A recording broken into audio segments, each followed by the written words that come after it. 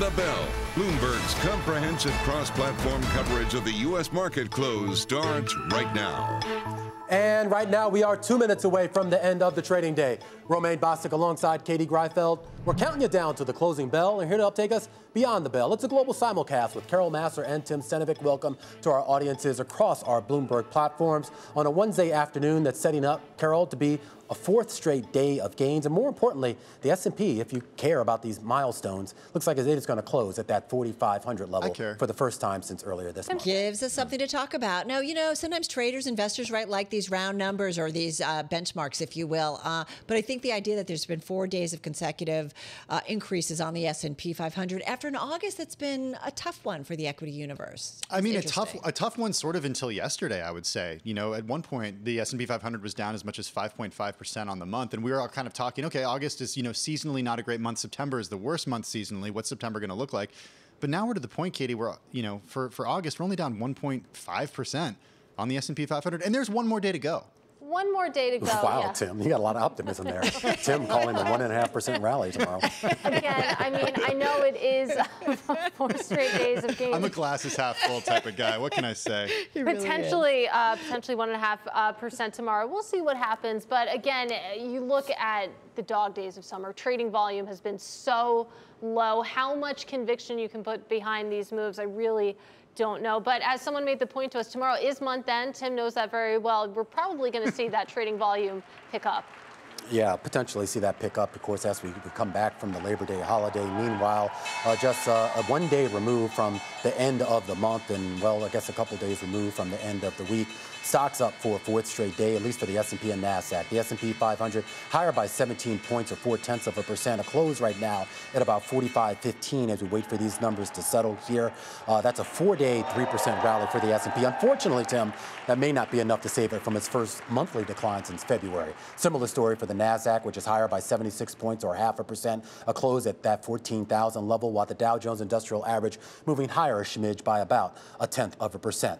The Russell 2000 trying to get in on the action as well, higher by about 8 points or 0.4%. All right, back to the S&P 500 I go off of those closing numbers from Romaine. S&P 500, look at the mix, 317 names to the upside, 177 to the downside, and Katie, we had 9 names unchanged. All right, let's take a look at some of these sector levels as well. The industry groups, you have more green than red.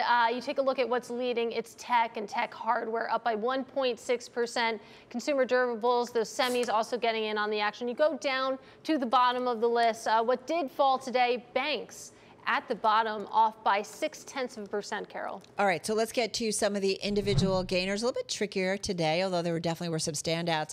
I do want to mention Visa and MasterCard. Not even, do we want to go to Octo or do we want to just keep going, Carol. Okay, I'm going to keep going. Visa and MasterCard just up a little bit. Visa up about 0.4%. You had MasterCard up about 0.5%. We were all over this story. It was among the most read. Gaining after a report, first in the Wall Street Journal and then reported out by Bloomberg, the two planning to boost the fees that many retailers pay when accepting customers' credit and debit cards. These are always contentious. They get a lot of attention, and you do wonder whether ultimately this too gets passed on to consumers. But nonetheless, those names gaining a little bit. NVIDIA up about almost 1%, just shy of it. It is up about 20% since August 11th. The stock's biggest bull, Rosenblatt Securities' Hans Mosesmann, sees the market cap rivaling Apple. His price target implies a 2.7 trillion market value. And analysts have just keep increasing their target. Right now, they've risen to about 32% above NVIDIA's stock price. So increasingly bullish on that one. Just want to mention Lyft real quickly, up 8.5% in today's session. The director, Prashant Agarwal, reported an insider stock transaction to the SEC. Lyft, by the way, up 3% year to date versus about an 88% gain for Uber. So a little comparison there, Tim. All right, you got the gainers, Carol. I got some of the decliners. I'll go through these very briefly. I know there's some earnings that we want to get to. HP Inc., ticker HPQ, falling today by 6.6%. The company cutting its profit outlook late yesterday after the market closed, acknowledging that a rebound in PC demand is not coming as quickly as hoped. And we've got to talk about Brown-Forman, the maker of Jack Daniels, Woodford Reserve, Finlandia Vodka, and more, falling 4% today, reporting earnings per share and sales for the first quarter that missed consensus estimates.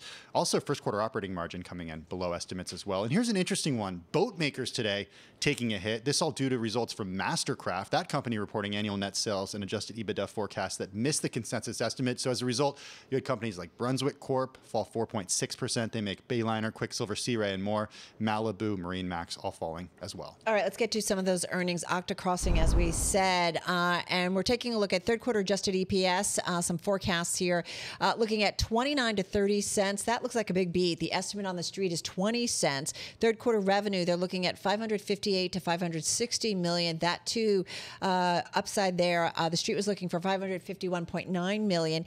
And then if you look at fiscal year revenue overall, 2.21 billion to 2.22. They had seen 2.18 to 2.19. So this looks like some optimism, and you are seeing investors Romaine pour into it. It's up about 13% in the aftermarket. They do, mobile identification, if you will. It's an application software. It's only up about 7.5% this year, but man, it's getting a pump up, if you will, in the after hours. Yeah, absolutely here. And we should point out we're going to get some other earnings, including we're expected to get Salesforce and CrowdStrike a little bit later. A quick check on what's going on with yields. Remember, for the most part, we came into this session with yields higher, but they ended the day modestly lower here on the day. You're looking at about 4.9 on the 2-year yield. Your 10-year yield basically still stuck at right around 4.11. Your 20-year unchanged. We had a 7-year auction earlier today that went, I guess, about as most people expected, Katie. Yeah, I think it's fair to say with moves that small, you can pretty much say that's unchanged. Of course, it's going to be the bond market where I'm going to look when we start to get some of the big economic data releases we're expecting towards the end of this week, particularly at the front end. We've seen that Fed rate hike wagering for the rest of the year really come back, Tim. Can we? Oh, yeah, sorry, go ahead, just I don't know how much you've been following this whole issue over Sculptor. We're going to get some headlines here. Remember, Sculptor has, I guess, pretty much repeatedly rebuffed Danok's demand for what he was looking for here. We're now learning that they've done another review here, and we've learned that this special committee has now responded and said that the latest proposal, in its words, doesn't constitute a, quote, superior proposal, and that it reaffirms its recommendation to go forward with that Rhythm deal. So a lot of drama, of course, going on with the, I guess, the former fund over there, and Sculptor basically deciding that it wants to move forward with that Rhythm deal. We do want to go back to earnings now. Salesforce earnings crossing the wire here. Your 2Q numbers on an adjusted basis, EPS coming in, well, at $2.12 a share. I'm not quite sure what that compares to just yet, but we'll try to get you that. On an operating income basis, $2.72 billion. That looks like a beat versus street estimates of $2.42 billion. Revenue overall rising about 11% in the quarter. The company also saying that for the full year, it's going to give a revenue guidance of $34.7 billion to $34.8 billion, which is roughly in line with what they had before. The previous range was 34.5 to 34.7. So overall, it looks like a beat for the second quarter numbers, and the guidance going forward for the full year and the third quarter, a smidge above what the street was looking for on average. Yeah, I mean, this is a stock that's definitely been a standout, certainly here in 2023. It's up about 61% in the regular trade. We're seeing another bump higher of more than 4% in the aftermarket. Mark Benioff, chair and CEO of Salesforce, in the release saying our transformation drove our strong second quarter results, delivering revenue of $8.6 billion and record GAAP and non-GAAP operating margins. He goes on to say, based on our performance and what we see in the back half of the year, we are raising our fiscal year 24 revenue, operating margin, and operating cash flow growth guidance.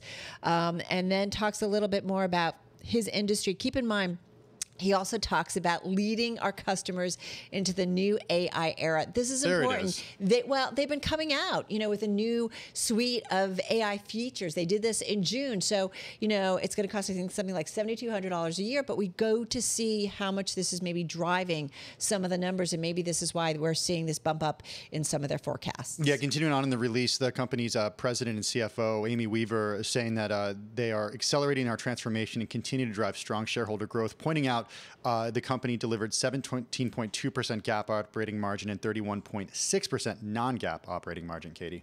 And I mean, you can see the enthusiasm in the after hours move. I do want to go to CrowdStrike as well. That company also out with their second quarter earnings, and it was pretty much in line with estimates. You can see that in the kind of muted price reaction here. Let's get specific. You look at second quarter revenue came in at $731.6 million. The estimate had been for $724.9 million. So again, pretty much in line. Second quarter adjusted EPS, that was a beat, 74 cents versus the estimate of 56 cents. But again, you look at that muted reaction going back and forth here, probably comes back to this outlook. full year revenue seen between 3.3 billion to $3.04 billion. That is pretty much bang in line with what they had already expected, $3 billion to $3.04 billion. All right, guys, let's also get to some other earnings because we do have Chewy.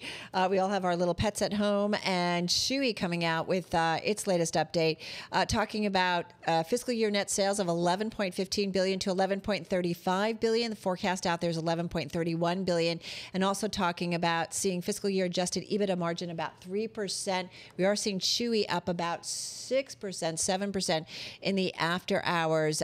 Third quarter net sales, $2.74 billion to $2.76. Estimate out there is $2.79 billion. And I'm just looking at what that stock's down 26% this year. So getting a little bit of love in the after hours. About 70% of the float is shorted. So we might be seeing some short covering as well if these numbers are coming in a little bit better than maybe forecast. All right, guys, that's a wrap. A lot of earnings. Tail end of the earnings season. Yeah, but you know what? We're going to miss you guys tomorrow. We're not going to be here. Yeah, you're going to tennis. Yeah. We're going to get tennis. I think people, of course, should watch the close. But if you're interested in, a little bit of tennis, what's going on at the U.S. Open, and you're taking off for that? Tune into Bloomberg Radio. We're actually working. No, Romaine. Oh, you're working. This is it's work, kind of okay? a way of feeling what the consumers Someone's up to. got to do it, okay, Romaine? Interesting. So we will. I was planning to go to the U.S. Open. Can I come there and just heckle you guys from behind? You can come on and come on. Great. You could actually come on with us. That would be a lot of fun. So you can stop by. Maybe next year you guys do the close from Katie, there as you well. can come too. Or maybe not. I don't think so. All right, that's a wrap, guys. So we will see you. I will see you in a little while. I'm going to take a little vacation, but what? But the team. What's happening over there? I'm going to call it a big vacation, Carol. I'm going to go ahead and change the definition. Are we It's a big vacation. We're all doing our part for the economy with our time off. Okay, stay in the U.S. All right. I will. All right, guys, that's a wrap. We'll see y'all kind of-ish tomorrow.